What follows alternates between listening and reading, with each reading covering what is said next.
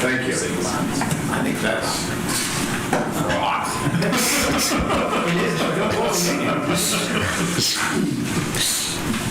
Exactly.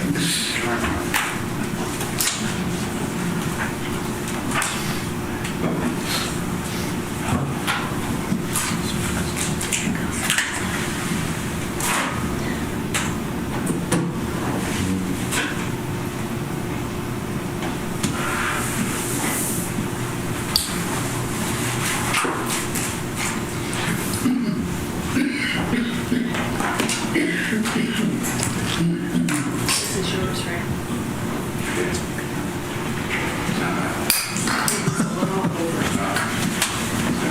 Okay, Harold's here. Harold's here. We can start. And it is finally 9 o'clock. Good morning and welcome to this meeting of the Berry County Board of Commissioners for August 26, 2025. If you would please stand for our invocation and pledge of allegiance. Heavenly Father, we once again thank you for this opportunity to gather and to serve you and to serve our county. We appreciate your guidance as we strive to show the wisdom, the patience, the understanding to do what is best for this county and all who live in it and work alongside us. We thank you for this glorious day and everything else that you provide us to help us enjoy our life and the liberties that we enjoy in this country and in this county. Amen. Amen. Pledge allegiance to the flag of the United States of America and to the republic for which it stands, one nation, under God, indivisible, with liberty and justice for all. Thank you. For purposes of attendance, Madam Clerk, would you call the roll? Bassett? Here. Carlton? Here. Campbell? Here. Getty? Here. Hatfield? Here. Smoker? Here. Tunison? Here. And Jackson. Here. Thank you. Reports from state or county officials. Are there any state or county officials with us this morning that would like to give an update to the board?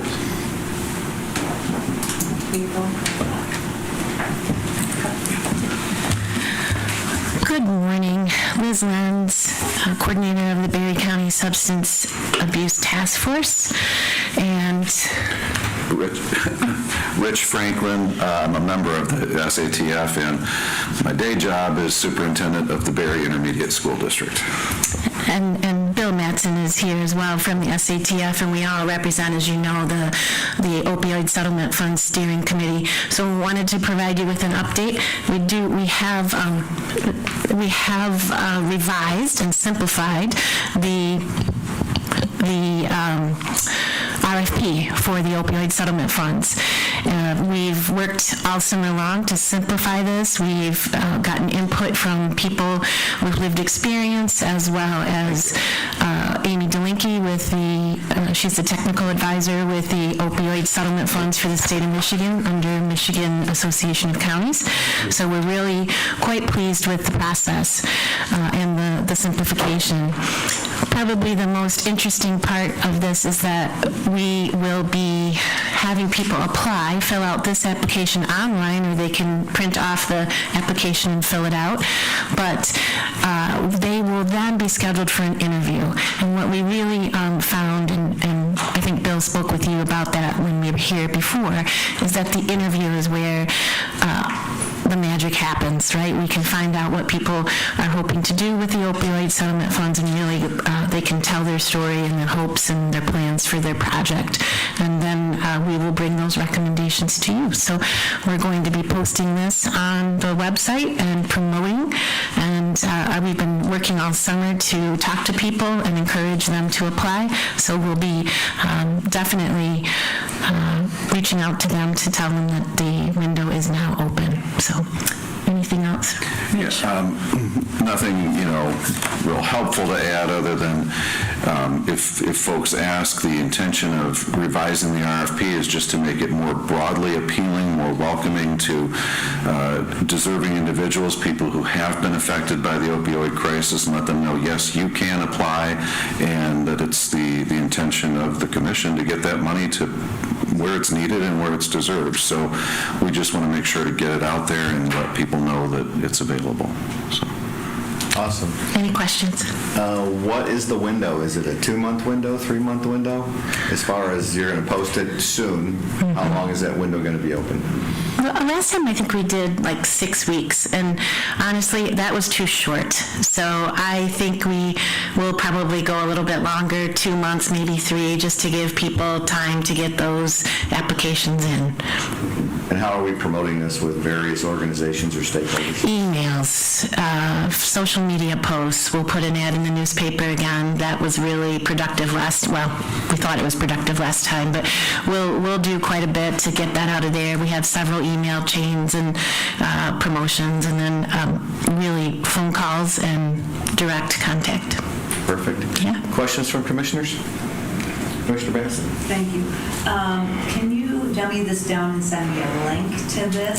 Yes, I can, and that's what we will. When we email it out, it will direct people to the website, and right on the website will be the link to this fillable form. That's going to be pretty easy. You just have to fill in, I think there's 18 boxes, and some of them are optional. And then if people don't have access to that, we will help them. We'll offer assistance. We'll do whatever we can to remove barriers. So yes, it will come with a very easy link. And then social media, Same. we can share the page. Absolutely.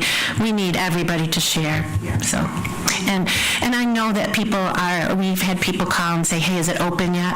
So people are gearing up. Knock on wood. Commissioner Carlton? Can you say again what the approximate amount I know? We opened the window last time for $250,000, and I don't see a reason to change that amount unless you do. So I know that we have, and Eric can help me, I know we had, when we opened the window last time at $250, we had about 420 sitting there, and we are expecting some settlements from a couple different, they're coming in all the time. So I think the $250,000 window is appropriate. So, I see in this paperwork here, settlement with Purdue. How many different drug companies, are involved? That's a good question. I think that'd be a better question for Amy Delinky with the Michigan Association of Counties, and I'll email her today and ask, and I'll get you an answer. So this is just with Purdue. So would there be different settlements with all the different? Yes, absolutely. You are exactly right, Doctor. That will be, some of the big ones are already done, and they've made their initial payments, and they have, the settlement says how they're going to pay. And these are, I don't want to say they're the stragglers, but these are the companies now that have taken longer to get to this point, or maybe there's been a little longer period of settlement or litigation. So this should go on for quite a few years. Yeah. And I will get an answer for you about how many companies. I'll just go write it down so I don't forget. Additional questions? I couldn't do any of this work without Bill or Rich or any of you, so thank you all for working together, because that's how we get stuff done in Berry County, so thank you. Thank you. Thank you. Additional reports from state or county officials? Hearing none, limited public comment at this time. Any member of the public wishing to address the board may do so for up to 3 minutes for any item listed on the agenda. Good morning. Bill Mattson, Executive Director, Child Abuse Prevention Agency here in town. I know it's on your consent agenda, but I just want to say we really appreciate what the court does with the youth services, and want to appreciate what Dave Pallon does also over there. It's great to have wraparound around all the kids, and it really limits the amount of abuse and neglect in our county. So thanks for having that program. Absolutely, thank you. Additional public comment? Jim Delberry, County Drain Commissioner, citizen, past commissioner, blah, blah, blah, blah, blah, all that good stuff. Good morning, Commissioners. I understand that the board wants to reduce meetings, at least temporarily, and remove the cow meetings, potentially. I'm seeing a disturbing trend at the county. Now, when I was a commissioner 13, 14 years ago, all the county offices were open from 8 to 5. The commissioners were up here every Tuesday except for the 5th Tuesday. It was very accessible for the public. First, the clerk's office was closing at 4:30 so they can count money and get ready to go home. Then I believe they went to taking a 1-hour lunch so they all could go to lunch together and the office is closed. Then the Register of Deeds decided they shouldn't open till 8:30 for whatever reason. And now the commissioners want to go from 4 meetings to 2 meetings. We should be working on more transparency for the people and more opportunities for people to come in and see us. This looks like we're trying to do less for anybody, and it's just very concerning to me. So I think you guys better think about that. And like I say, these other issues. If I was a public person coming in here, I'd be pissed. So thank you. Have fun. Thanks. Additional public comment? Hearing none, approval of the written agenda. At this time, any member of the Board of Commissioners may ask for an item to be removed from the consent agenda and placed under items for consideration. Hearing no such request, does any commissioner wish to change the agenda additionally? Hearing no such request, the agenda is approved as written. Various correspondence. Does any commissioner have correspondence they'd like to share with the board? Hearing none. Consent agenda, Commissioner Campbell. Thank you. Mr. Chairman, I move for the following approvals of A, July 22nd, 2025 Board of Commissioners meeting minutes. B, approval of August 12th, 2025 Board of Commissioners meeting minutes. C, approval of the 2025-2026 Child Care Fund Plan and Budget, and authorize the chair to sign. D, approval of Budget Amendment 25-B. E, approval to dispose of the 1990 Georgie Boy Impulse motorhome used by the Sheriff's Posse, VIN number 1GBK P37 W2K3324024, and F, approval to adjust the board schedule for the 4th quarter of 2025 to only BOCs on the 2nd and 4th Tuesday of the month on a trial to be reviewed at the organizational meeting on January 2nd, 2026. Is there support? Support. Hatfield. Motion by Campbell, support by Hatfield for all items listed on the consent agenda. Discussion is not allowed and a roll call vote is required. All those in favor vote aye. Opposed vote nay. Madam Clerk, would you call the roll? Bassett? Aye. Carlton? Aye. Campbell? Aye. Getty? Aye. Hatfield? Aye. Smelker? Aye. Tunison? Aye. And Jackson? Aye. The consent agenda is approved. This morning we have a presentation from Bonnie Getty and Denny Sturdivant. Am I close? You're close. You're real close. On Community Land Trust. Good morning. And for clarification, I just want to note that my name is Geddes, not Getty. I don't want anybody to be confused that somehow I'm related to Catherine, because I'm not. There you go. Not that I wouldn't want to be. I would love to be related to Catherine, but I'm not. So my dad used to make a joke that, J. Paul got rid of the S to get rid of all the riffraff. So here's the riffraff standing in front of you. My name is Bonnie Geddes. I'm the president and CEO of the Berry Community Foundation, and we're here today just to start the conversation about charitable land trust or community land trust.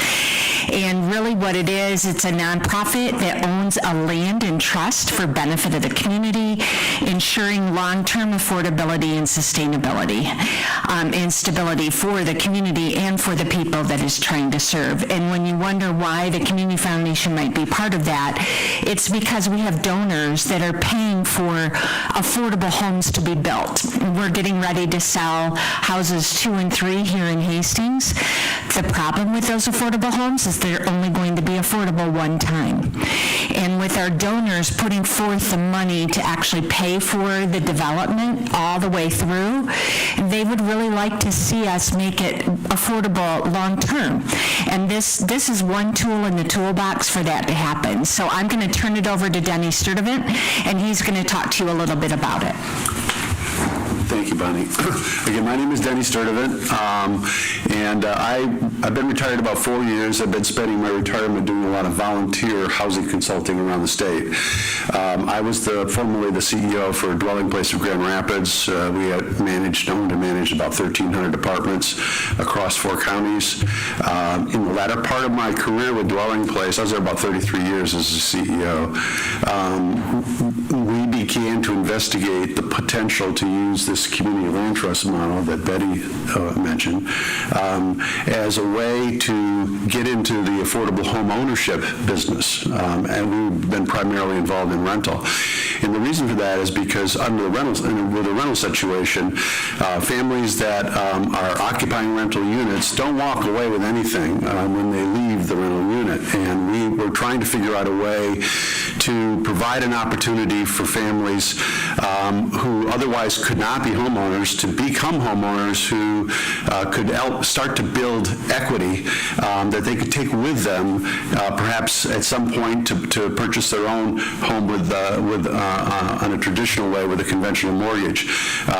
So the land trust, community land trust idea has been around for more than 50 years. It's not been common in Michigan up until recently. There's currently a coalition of groups working on this in Michigan, and there are more than 50 groups kind of just starting to look at using community land trusts. Some actually use them, have created. The organization that I was part of, Dwelling Place, we formed a community land trust before I retired in 2018, and they just completed the largest single development for land trust homes in Michigan, in Grand Rapids, 46 homes. They've sold now about half of them. The Inner City Christian Federation, Grand Rapids is doing this too. Portage, Grand Haven has its own. The city actually formed a CLT. Frankfort, Michigan has formed one up in the Illinois Peninsula. And a lot of this is the motivation for this has come around the need for affordable home ownership to attract employees, to keep employees in businesses. So a lot of business involvement in this across the state. So the bottom line here is and I've been asked to be really brief, challenge for me, is that this model, it's not the end-all be-all. There'll always be a need for rental housing. There'll be a need for all kinds of other models for housing. But the land trust idea was created to help ensure what Betty was talking about earlier, is that when a community or the state or the foundations and donors put thousands and thousands of dollars into a house, the traditional historical model for affordable home ownership is you've got a family in there who otherwise might not be a homeowner, but typically when they decide to sell, they walk away with a windfall profit, essentially, because all the dollars that went into it essentially stay with the family. In a conventional setting, you save money up. If you can afford it with your income, you can get a conventional mortgage, you buy your home, and you keep people. In this case, we're trying to create opportunities for families who might be moderate income or maybe low moderate income to become homeowners so that we have an employee base in a community, workforce housing, and we can sustain it over the long time. So the way this is done is the land is owned by the Community Land Trust, sort of like a nature preserve in some respects. The land is owned by the land trust. The home is owned by the buyer, the owner.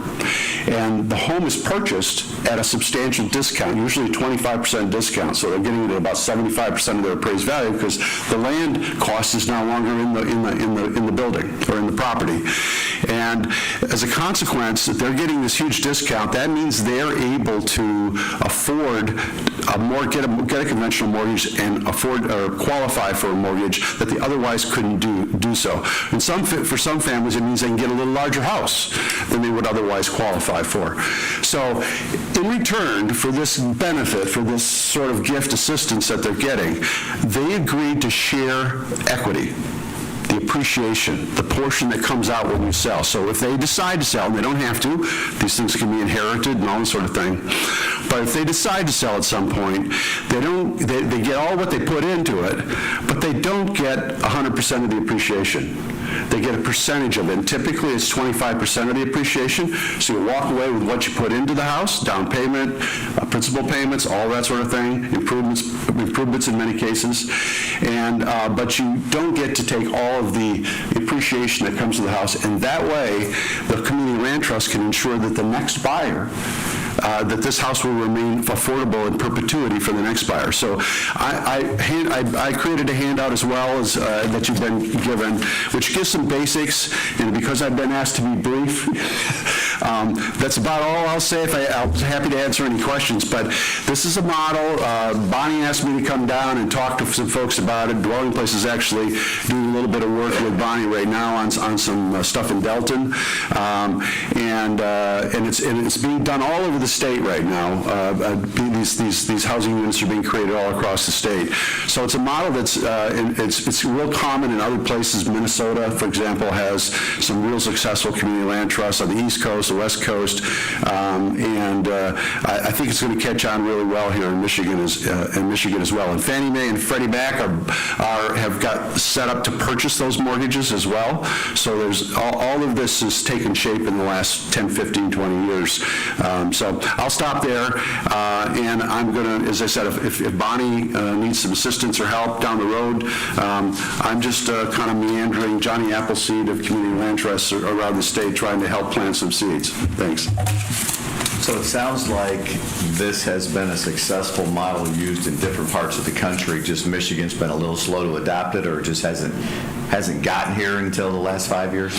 Well, it's actually been around longer than that. Northern Homes in Boyne City, they have about 30 houses, and they've been around for like 30 years. So it's been here. It's just not been adopted widely. And part of the problem has been legislatively, there's been the last 5, 10 years, there's been changes in the statutes that have made it easier to do this in Michigan.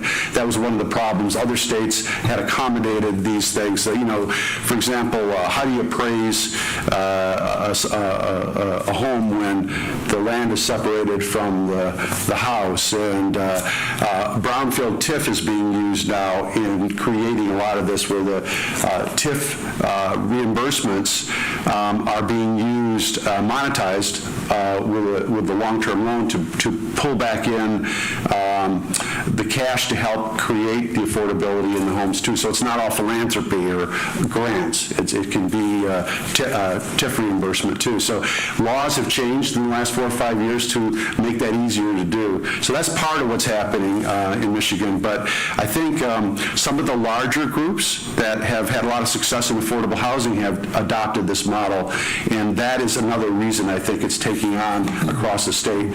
But there are smaller groups, even businesses that are up in Leelanau County. One of the wineries up there created peninsular housing to because he couldn't find any employees, couldn't keep employees within 50 miles of Willamette County. So he was concerned about it, so he decided, I'm going to do this. And they're actually building homes up there in Willamette County for Community Land Trust that he helped to form the CDC to do it. So, Well, the county formed a land bank about a year and a half ago, and this goes hand in hand with the land bank.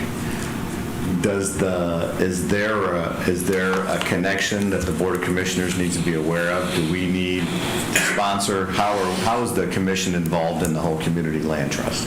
well, the land bank, again, you make appointments to your land bank, and again, some changes in the law in Michigan in the last 5 years around land banks as well that help to benefit to create affordability for these things. For example, if a land bank owns a piece of property under Michigan law, it automatically qualifies to use the brownfield TIF.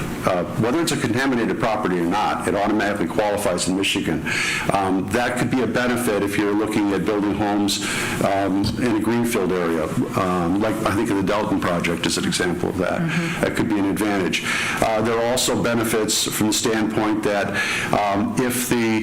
when the land bank owns it, the property tax is held in abeyance until the buyer buys the home or took the home until after through development. That's a cost savings that a developer doesn't have to pass on then to the cost of the home because of that savings in the taxes.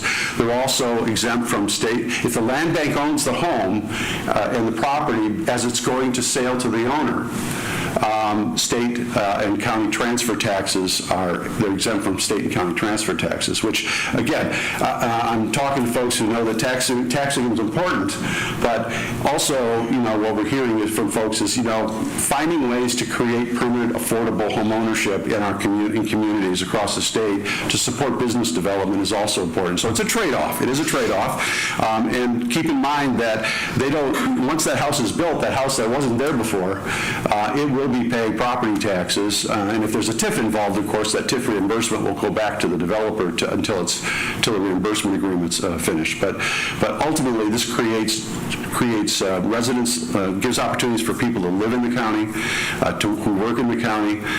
They invest, they buy things, all that sort of thing. They go to the schools, families do.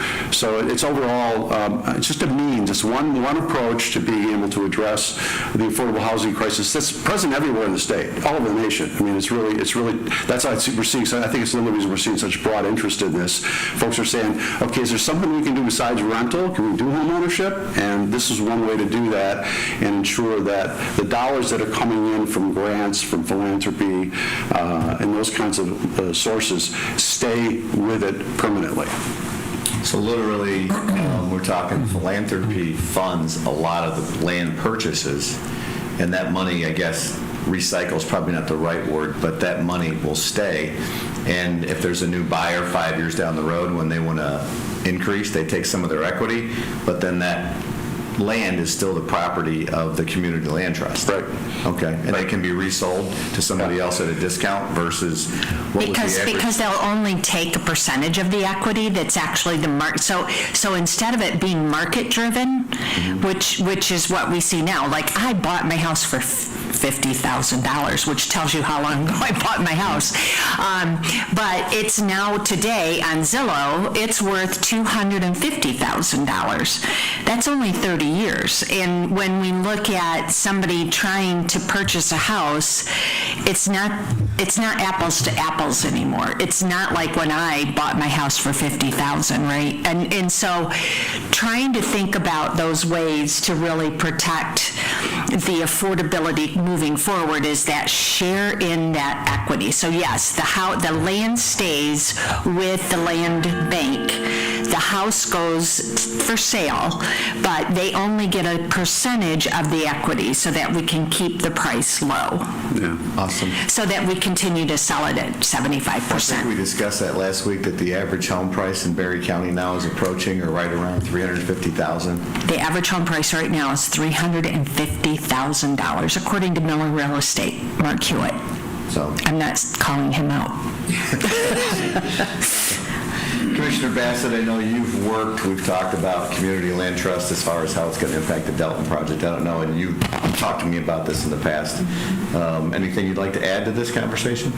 Well, we're looking favorably upon this as a way to kind of stack these opportunities to create that affordable house in Delton that we really are trying to achieve. Fortunately, the developer who has bought the land has been working with Dwelling Place and Bonnie and Dennis to understand it and see how do we want to apply it in Delton. I can see Rick looking at me, telling you to lean into your microphone a little bit. I'm sorry. So Sorry. But yes, so we're looking at this as an opportunity to make maybe even just a portion of our development more affordable. Maybe we wouldn't put the whole thing in. We would not have to put the whole piece of land into it. We could put a portion of it to make some of the homes more affordable. Awesome. Yeah. Other questions or comments from commissioners? Commissioner Getty? With a Y, no S. I don't mind when Bonnie and I the subsequent buyers, are the first buyer is income qualified, second buyer are Income qualified. too, so we really don't get, okay. Yeah, and each community land trust can sort of set their own standards or criteria. For a lot of for a tax exempt nonprofit organization, there are some IRS stipulations that you need to be serving or meeting a need. So typically, we're looking at incomes in a county. Most of the time, they're between 100 and 120% of the area median income in the county, just to qualify for conventional mortgage, even with the discount. But some are going as low as 60% of the area median income if they have enough subsidy going in to bring that mortgage cost down. So it can be done a number of ways, but more typically it's 80 to 120% or 100 to 120% of the area median income. And you're then reaching into that population of folks that are sort of right on that edge where they can't afford to get a conventional mortgage for a $350,000 house. And those are teachers, nurses, whatever, groups like that that need that assistance. And I think I want to just say one last thing too is that I think anyone that's dabbled in real estate or knows anything knows that it's not easy no matter what you decide to do.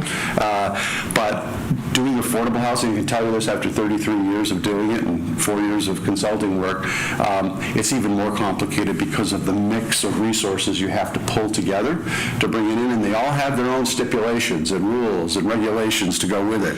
So this is not, as I said, it's not a panacea, and it's hard work, and there'll be setbacks. So I just want to caution everybody, prepare for the ride, because it's not fast or easy. Patience is more than a virtue here; it's required. I just have one more comment, and that is that as we were looking at the homes that we were able to build in Delton, the cost of building a home is through the roof. So you can build a cheaper home, or you can build a better quality home and come up with creative ways to finance it. Mm-hmm. So we want to build quality homes in Delton. And that was one of the big points at our meeting the other night, was that we're going to build a good quality home. And one of the ways that we can make it affordable is something like this. Yeah. One other thing, and the people are actually, some CDCs are actually, they're sophisticated enough that they're actually getting into the foreclosure market and trying to help people to stay out of foreclosure by stepping in and acquiring the home from the bank and getting involved, keeping putting the home into a community land trust, and then keeping it affordable permanently from that point forward. So that's happening in Minneapolis right now, for example. They've got a whole program there for that, in addition to building and buying and rehabbing, acquisition rehabs of existing homes. So you can do a lot of different ways. But I think here we're talking mostly about new construction. So. Fantastic. I know Bruce has got a question. I do too. Mr. Campbell. Yeah, I was just curious, and you may have touched on it briefly, but with the new owner owning approximately 75%, and the land trust continues ownership on the property, how does that balance out with the taxation of the property at the end of the year? Does the homeowner only pay just the taxation on the house, or will the owner start picking up the taxation on the entire? That's a really, really good question. Michigan hasn't quite caught up with the law on this yet. The taxes right now under state law for the land are on an ad valorem basis. They're not, the homestead exemption does not apply to the land. It only applies to the home. And there's some legislation pushing through now, because when you ask anybody, it doesn't matter who it is, they say, is it fair to have a homeowner having to pay a full ad valorem value on the land, and especially if we're talking about a moderate income household kind of thing? And most everybody says, no, that's probably not fair. But yes, the owner of the home pays both the land property taxes and the home property taxes. The community land trust would have no source of income to pay for that unless there's a land lease, essentially a land lease between the CLT and the homeowner. And the purpose of that land lease, it's not to make money. The purpose of the land lease is essentially to cite all of the restrictions on the resale and that sort of thing. That's what's in that land lease, is primarily what it is. Some CLTs charge like a nominal $50 a month or $100 a month. It's like the canary in the coal mine. If somebody's not paying that little lease payment, then you want to go check and see what's going on to see if they're having problems with their mortgage payments or whatever. But yes, the property owner pays for both the land and the house, and there is legislation in the works to give the homestead exemption on the land. It's not in place yet, though. Mr. Tennyson. Bonnie?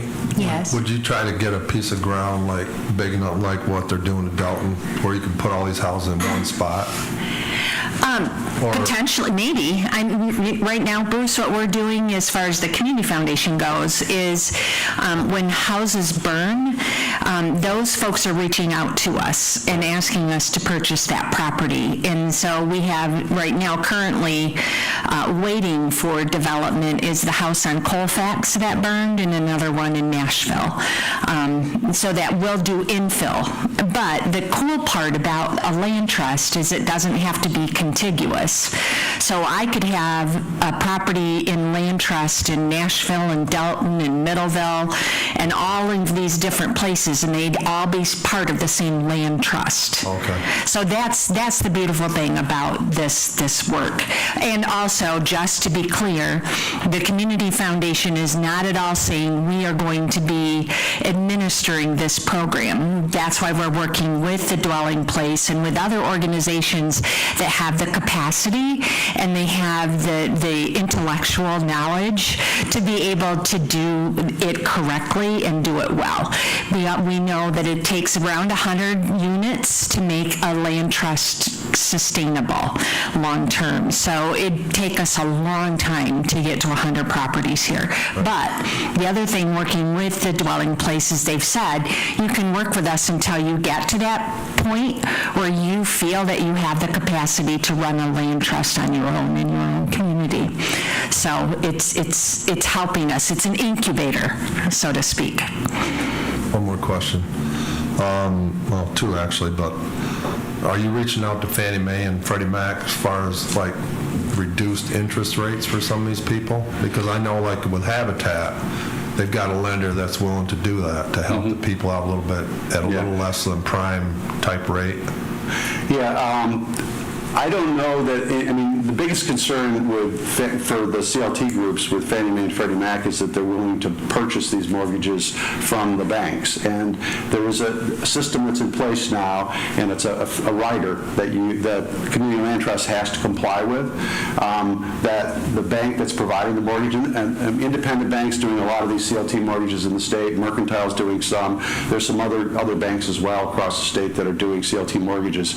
And I think the interest rate issue, is probably specific to some kind of Community Reinvestment Act work that the specific bank is doing. I know Lake Michigan Credit Union is doing a lot across the state where their footprint is. They're doing up to, I think, $10,000 to $20,000 down payment assistance programs. That's not coming from the Freddie Mac. It's coming, I think it's basically because credit unions are more or less exempt from some of the CRA regulations that banks have, but they don't want to see that changed, so they're voluntarily kind of making some grants and programs to make things work. So, interesting you mentioned Habitat, because there is a conversation going on about the state housing authorities having about creating a statewide community land trust for all these, especially rural areas where there really isn't capacity in terms of groups or organizations that have the skills in the background. And Habitat is coming up as perhaps a vehicle through which that can be done, because they do have a presence in a lot of places in the state where there aren't other communities. They're just very small. So the state Habitat in Michigan, the director there, is actually a fan of community land trusts. He just came from the Holland, the Lakeshore Habitat, to take over that position. And we're having a conversation with State Housing Authority right now about possibly looking at a statewide, maybe Habitat initiative, because Habitat nationally is doing community land trusts all over the place. They aren't doing too much here. I think they're talking, there's a couple that are talking about it here, but they haven't done it on the scale. Virginia, in fact, has a statewide Habitat CLT that is working there. So more's coming.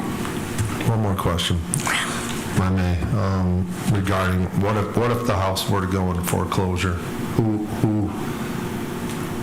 if the bank seizes it, then what? So if a house goes into foreclosure, under the law, the lender gets to take it. And so that's another reason to have a community land trust involved, because one of the things, the big C, the community piece of land trust, is a stewardship component. And that's part of the reason the land lease keeps you in contact with the owners. If we see, if a land trust sees a property going into foreclosure, the goal is to step in and stop the foreclosure or acquire the bank's interest in that by having sufficient reserves to be able to do that. You know, when I was at Dwelling Place, we created a $700,000 reserve, capital reserve, for if we needed to step in for almost any reason to be able to do that. So you don't want it to get to that point, because then you've lost all that investment, all the philanthropy, everything's gone. Right. So you don't want that to happen. I know, like with Habitat, when people are way behind, I'm on that board, so when people are way behind, obviously, we try to get them into counseling, as Bonnie knows. Help them every which way you can to try to catch up with their payments. And then what they don't realize is that a $600 payment's a lot cheaper than what they're going to be facing if they go out in a situation other than where they're living now. So a lot of it's just teaching them how to manage their finances, right? Right, and that's actually a requirement on Fannie Mae, in the Fannie Mae rider and the Freddie Mac rider. It's a requirement that they have HUD-certified homeownership training.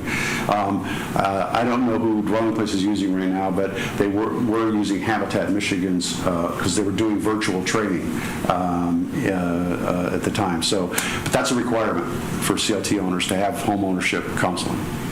I think that's a good thing. Good. Additional questions or comments? I know it's a weird concept. And John, I'm looking at you going, because I see that look on your face like, I don't know if I trust this. But what I will say is, give it a chance. Let us help you understand this in a deeper way, but today's not the day. Today's the day just to tickle that interest so that you can begin to think about how can we make this benefit the entire community. And that's why I gave you the benefits of a community land trust for everyone.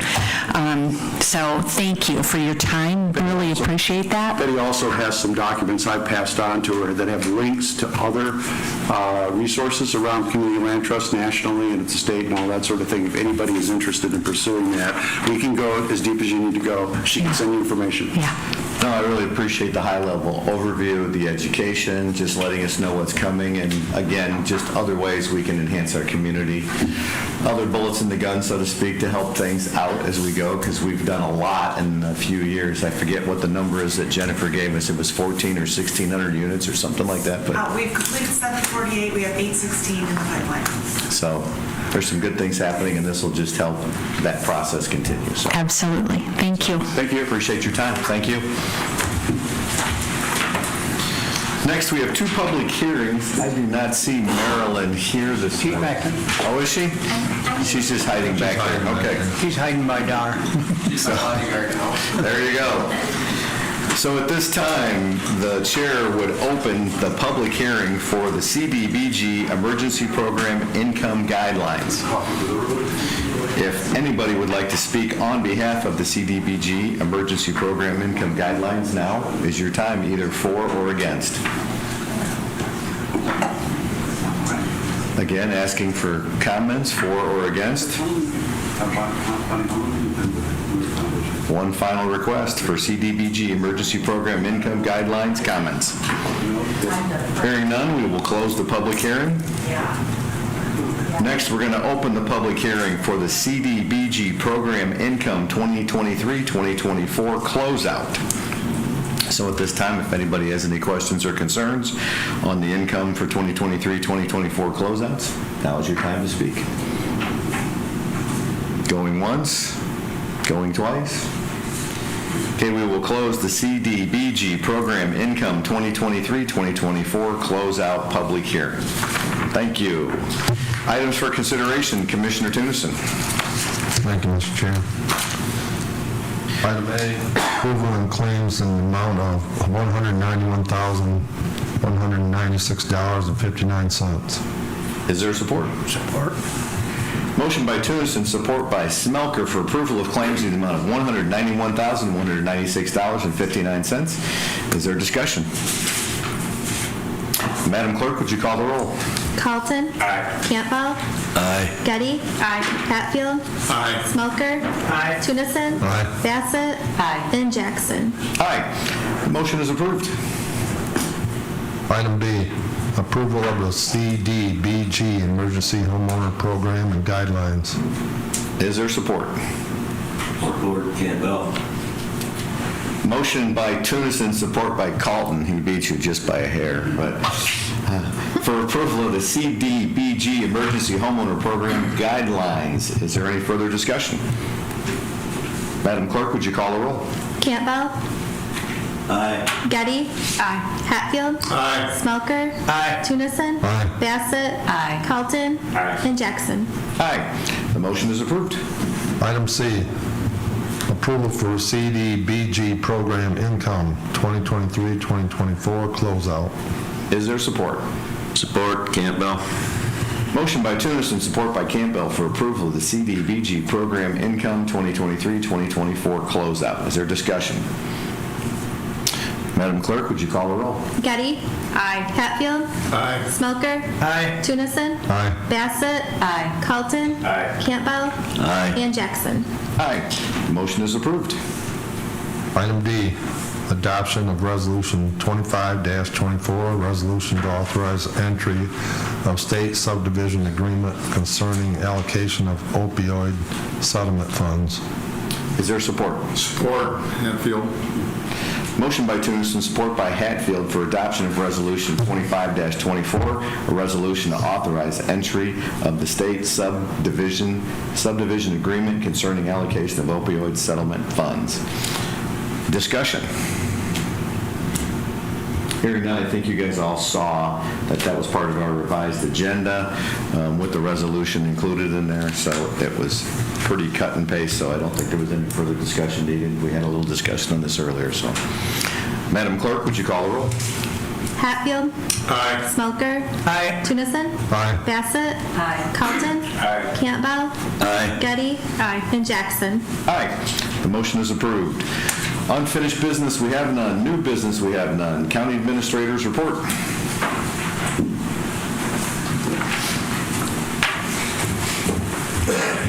Thank you, Mr. Mr. Chair. Don't have a lot for you today. I just wanted to kind of give the commission a heads up.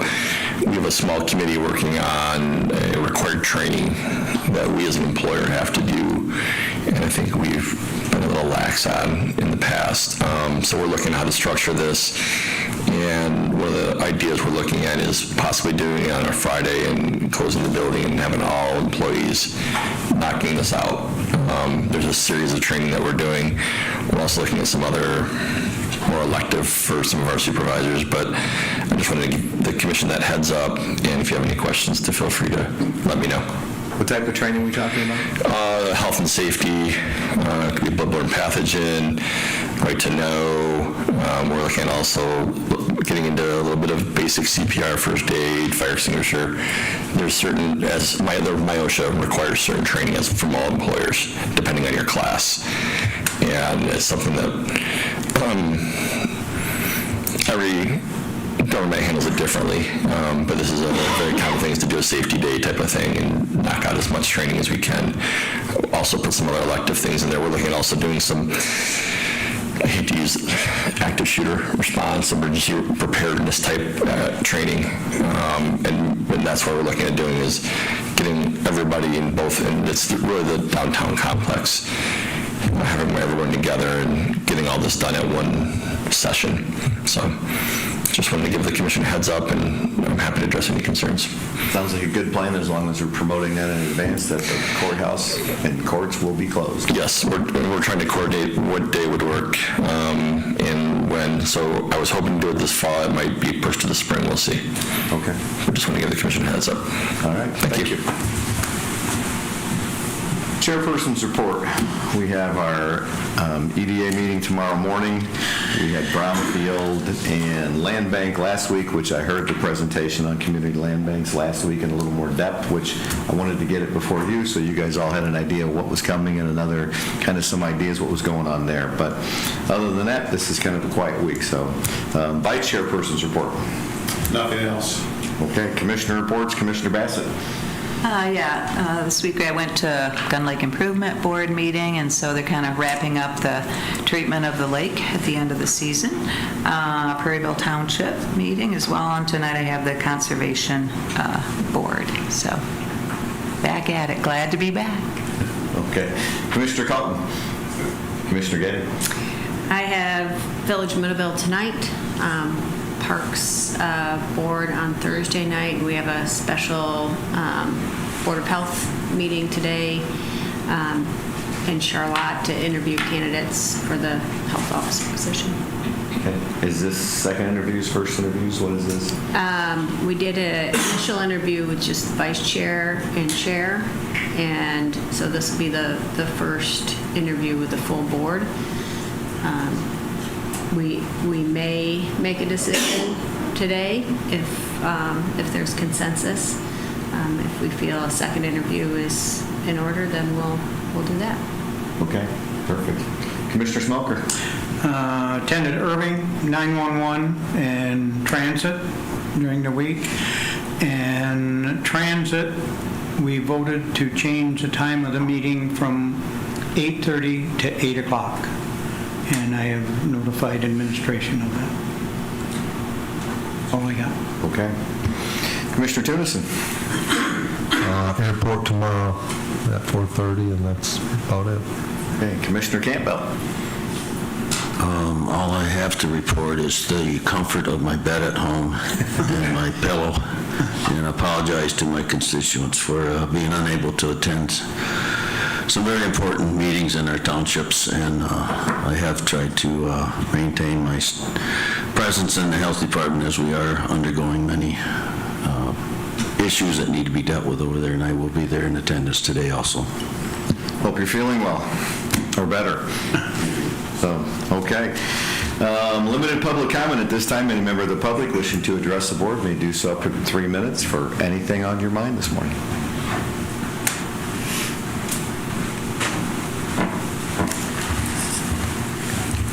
A while back, and one guy sat right there and asked me, he said, what is a routine day for a sheriff? And I just want to let you know there's no such thing.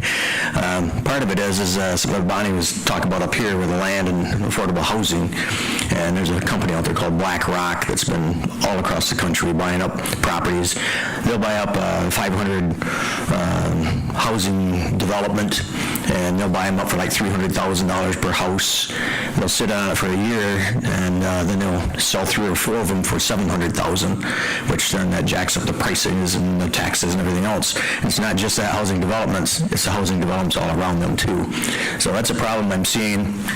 I've been given a heads up from another officer from Tennessee that's also used for money laundering and stuff like that. So I hope we don't have that coming into Berry County. That'll be a long, long investigation if we do something like that. But it's there, just up in Byron Township. Developer bought, I think it was like 47 acres around that ballpark, and it was wetlands. So they put 6 pumps in there, and they started pumping out the wetlands, and they're pumping into a ditch, eventually goes out to the Grand River, goes out to Lake Michigan. And I'm sitting there going, how is this legal? Well, Donna Brandenburg is one of the neighbors there. She owns, I think, 40 or 50 acres with a whole bunch of horses. What it did is it drained all of her wells. So she goes to turn on a water pump to water her horses, and nothing but air comes on out. So now she's hurrying up trying to drill a well deeper, but now she's got lawsuits going on against that company. So Eagle and DEQ, and I'm not sure who else all is getting involved in that, but that's what we have going on, and these people are worth a lot of money, and Berry County, I was warned, is prime for the picking because we've got 4 major cities surrounding us. So developers are looking at our land pretty hot and heavy right now. So anyways, that's what's come across my desk lately. So thank you. Thank you. Additional public comment? Hearing none. Commissioner comments. Commissioner Tunison. I'm good today, Mr. Chair. Thanks. Commissioner Campbell. All set. Commissioner Hatfield. All set. Commissioner Smoke. I just have to make a comment on Jim Dole's comments on the commission and stuff. I went down to the drain commissioner's office, and the door's been locked before too. So. Exactly. Commissioner Gay? No comment. Commissioner Carlton. Also, back to Jim Bell's comments, I mean, historically, back when I was chair, we only had 2 meetings a month, and then we had standing committees, so I don't think that we're decreasing service at all, it's just a different structure of how we do business. Commissioner Batson. I have a couple of things. First of all, for a follow-up on the Delton Cow Plot, for those of you who bought tickets, I want you to know that the winner walked away with over $8,900. Now, this was a record for the amount of money won in a cow plot. So next year, when we have tickets, you might want to get in on that. Okay? I'd also like to report it was not me. And it was not me. It was someone anonymous who wanted to remain anonymous, probably with that much money you do. The other is, I did want to report, in fact, there were a couple of you who attended our Revitalize Delton meeting last week. Huge success. Close to 80 people. I think we counted 77 at the peak. And Ben Clark, who is the gentleman from Clark Brothers Construction, took over the meeting. It was pizza, hot dogs, and housing, and it was really more of a pep rally. He reported everything about what the plans are, and we have a young man who graduated from Delton named Tyler Bordeaux, and he's the one who did all the engineering documents, so that's kind of cool when you have a graduate of Delton being really a big part of the project. And, Ben showed drawings of the houses and designs for how he was thinking about presenting it, and he's been working with Jeff Kiesler, from a planning standpoint. I mean, this gentleman has put in a lot of time, and at the end of it, he basically said, never done it before, but we're going to do it.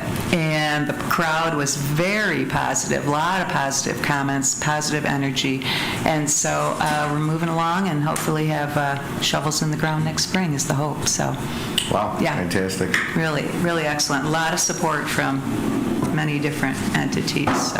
And this is all different types of housing? Yes, sir. From low income, workforce housing, medium? And high level, yeah. And high There'll be level, 3 or okay. 4 big ones in the back. And, Apartments? yes, there should be, there will be apartments. 3 4-unit apartment buildings. Fantastic. Yeah, it's Good a to full see that gamut. project. I know. It's Water exciting. tower should be coming online soon. It looks like that's going as well, so Yeah. good news from Dalton. Yeah. Okay. No other comments other than we're at the end of the month, so if you have a mileage report, take care of your county administrator by getting it done on time. So other than that, I appreciate you guys. We will look forward to talking to you soon. We are adjourned.